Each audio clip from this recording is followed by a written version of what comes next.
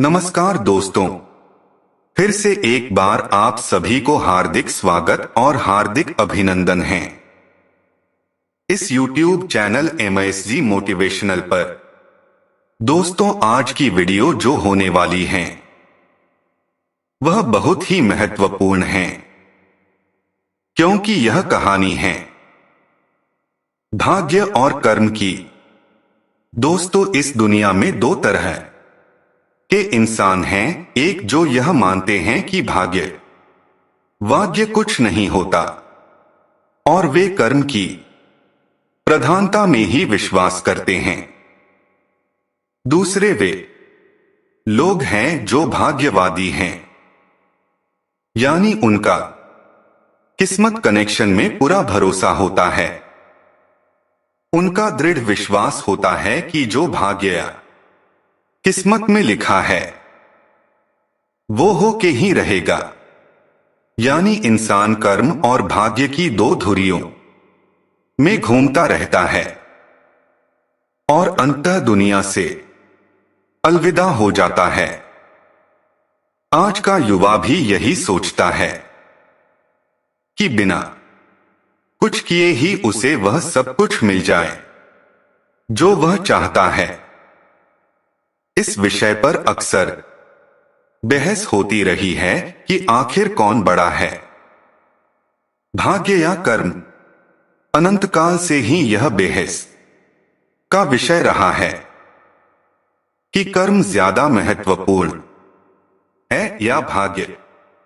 जब अर्जुन ने कुरुक्षेत्र में अपने स्वजनों को युद्ध के लिए अपने सामने खड़ा पाया तो उसका शरीर निस्तेज हो गया, हाथों से धनुष छूट गया। प्राणहीन मनुष्य के समान वह धरती पर गिर गया। तब भगवान श्री कृष्ण ने उसे गीता के कर्म ज्ञान का उपदेश दिया। भागवत गीता में भगवान श्री कृष्ण ने भी अर्जुन से कर्म करने की ही बात कहते हैं, अर्जुन को कर्म करने का ही उपदेश देते हैं। श्री कृष्ण कहते हैं कि हे अर्जुन, राज्य तुम्हारे भाग्य में है या नहीं, ये तो बाद की बात है, परंतु युद्ध तो तुम्हें पहले लड़ना ही होगा, कर्म तो तुम्हें करना ही होगा। तुलसीदास जी ने भी श्री रामचरितमानस में कर्म की ही प्रधानता बताई है। कर्म प्रधान विश्व करी राखा, अर्थात युग तो कर्म का ही है, प्रधानता तो कर्म की ही है। कर्म किए बिना कुछ भी संभव नहीं है। दोस्तों, आज हम इसके बारे में एक कहानी के माध्यम से समझने का प्रयास करेंगे। कहानी शुरू करने से पहले आप रिक्वेस्ट हैं कि आप चैनल को सब्सक्राइब करें और वीडियो को ज्यादा से ज्यादा शेयर करें। दोस्तों, एक जंगल के दोनों ओर अलग अलग राजाओं का राज्य था और उसी जंगल में एक महात्मा रहते थे जिन्हें दोनों राजा अपना गुरु मानते थे। उसी जंगल के बीचों बीच एक नदी बहती थी। अक्सर उसी नदी को लेकर दोनों राज्यों के बीच झगड़े फसाद होते रहते थे।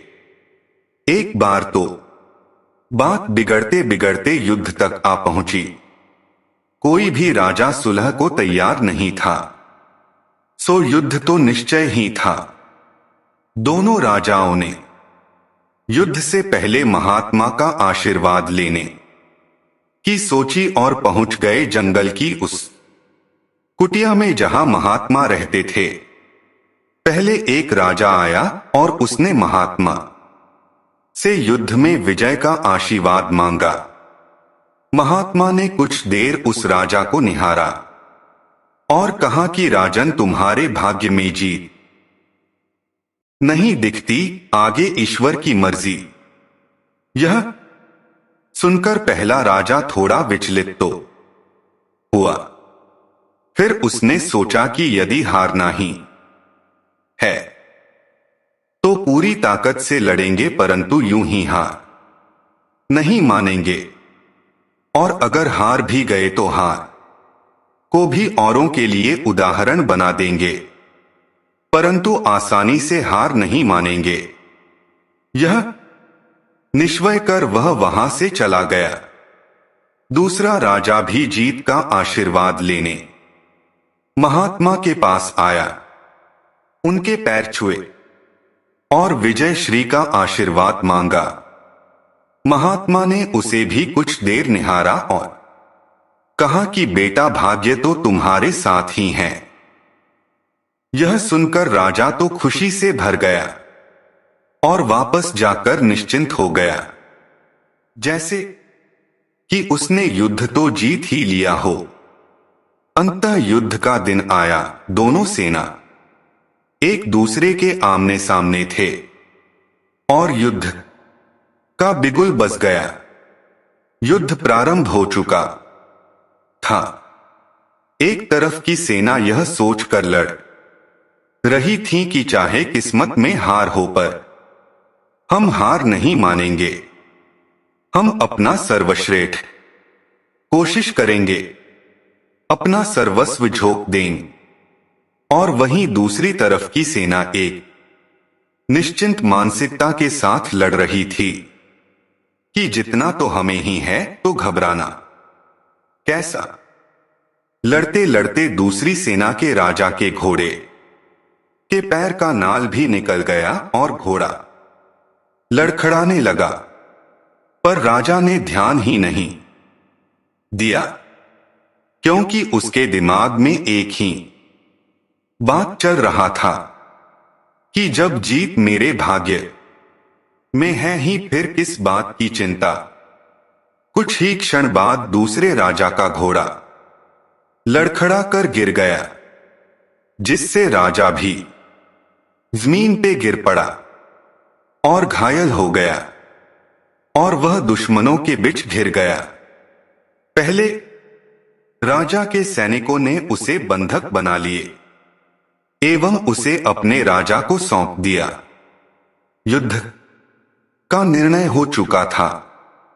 युद्ध का परिणाम बिल्कुल महात्मा के भविष्यवाणी के उल्टा था। निर्णय के बाद महात्मा भी वहां पहुंच गए। अब दोनों राजाओं को बड़ी जिज्ञासा थी कि आखिर भाग्य का लेखा बदल कैसे गया। दोनों ने महात्मा से प्रश्न किया कि गुरुवर, आखिर ये कैसे संभव हुआ। महात्मा ने मुस्कुराते हुए उत्तर दिया, राजन, भाग्य नहीं बदला, वो बिल्कुल अपने जगह सही है, पर तुम लोग बदल गए हो। उन्होंने विजेता राजा की ओर इशारा करते हुए कहा कि अब आपको ही देखो राजन, आपने संभावित हार के बारे में सुनकर दिन रात एक कर दिया। सब कुछ भूलकर आप जबरदस्त तैयारी में जुट गए, यह सोचकर कि परिणाम चाहे जो भी हो, पर हार नहीं मानूंगा। खुद हर बात का ख्याल रखा, खुद ही हर रणनीति बनाई, जबकि पहले आपकी योजना सेनापति के भरोसे युद्ध लड़ने वकीफ थी। अब महात्मा ने पराजित राजा की ओर इशारा करते हुए कहा कि राजन, आपने तो युद्ध से पहले ही जीत का जश्न मानना शुरू कर दिया था। आपने तो अपने घोड़े की नाल तक का ख्याल नहीं रखा। फिर आप इतनी बड़ी सेना को कैसे संभालते और कैसे उनको कुशल नेतृत्व देते। और हुआ वही जो होना लिखा था। भाग्य नहीं बदला, पर जिनके भाग्य में जो लिखा था उन्होंने ही अपना व्यक्तित्व बदल लिया। फिर बेचारा भाग्य क्या करता।